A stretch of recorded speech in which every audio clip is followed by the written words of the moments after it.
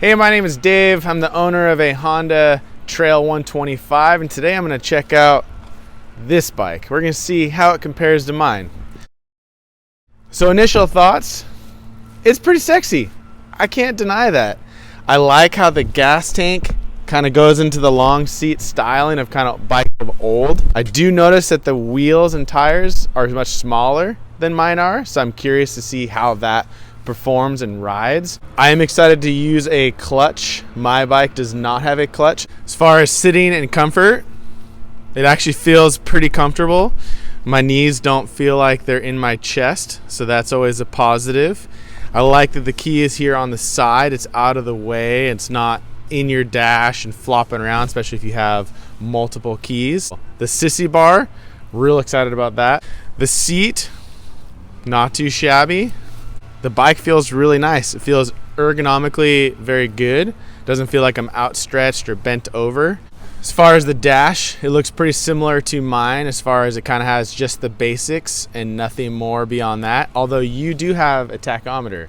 I do not have a tachometer, and there are times I do wish that I kind of knew how hard I was pushing my bike. But I noticed you do not have the fuel gauge. That's kind of a bummer. Obviously, it's nice to know if you're about to run out, you kind of have to be aware of how far you've gone. And it appears you do not also have a gear indicator. The CT does not also tell you what gear you're in. You just have to kind of be somewhat aware. As far as passenger capabilities, not going to happen. I have no idea how much these bikes cost. I have no idea their value because I had never heard of this bike until I was contacted. All right, so we just recently got back from riding the Kymco 150. Overall, pleasantly surprised. I was expecting to have a little bit more power because it is the 150 versus my CT 125. So it did meet those expectations. I was able to hit 60 at one point. I didn't push it too hard, but I did get 60, and I think it still had some more room to go. The mirrors on this bike are obviously slightly different than my bike. These ones are mounted on the end of the handlebars versus being right here. So upon my first few glances of looking what was around me, I naturally went to this position and had to remember and adjust to go to here. I like the styling of this look, but I also would wonder about when you're passing people or going around about potentially clipping this. I don't know if it would be a go for me just because of that, but I do like the stylings of it on this bike particularly. I think it looks real nice. Upon first getting on the bike, I did notice the clutch was a little interesting. It didn't really release until the very, very end, and so it was a little bit of a learning curve.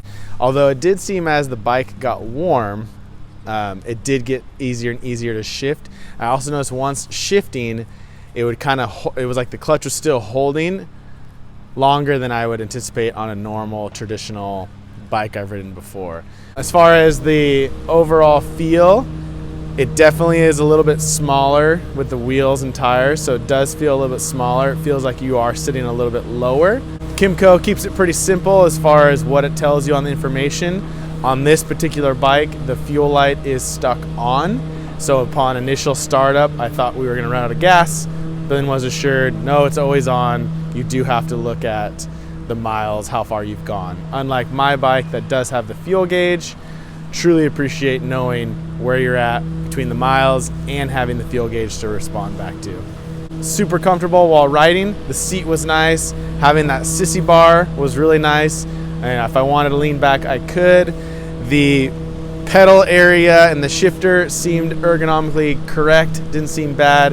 I'm wearing size 12 cowboy boots, and I was able to shift just fine. Was not a problem. I enjoyed the 150 cc's. Definitely was nice to be able to get a little bit faster when desired and when needed. I know this bike is a little bit different. It's more performance based on the road versus performance based off-road. So I would be curious how it would do off-road in that situation. But overall, it was good. Would I spend my money on this bike?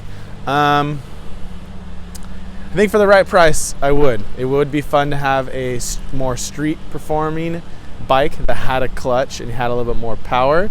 Would I choose this over my CT or Honda Trail 125? Absolutely not. I would stick with the Honda. The reason I bought my bike was so that I could go on and off-road. I also really appreciate the large luggage area, where this one has been modified, custom-made rack, where mine came with that rack from the start. Overall, it was a fun to ride. Would definitely ride again. Big shout out to Dave for reviewing my Kymco Spade. If you want to see me review his bike, click this video right here. If you want to see more videos about my Kymco Spade, click this playlist right here. Rapping when they own me to sing on. They all want an album, so I gave them 20 singles. Yeah, I'm trying to get a hit, that's why I swing.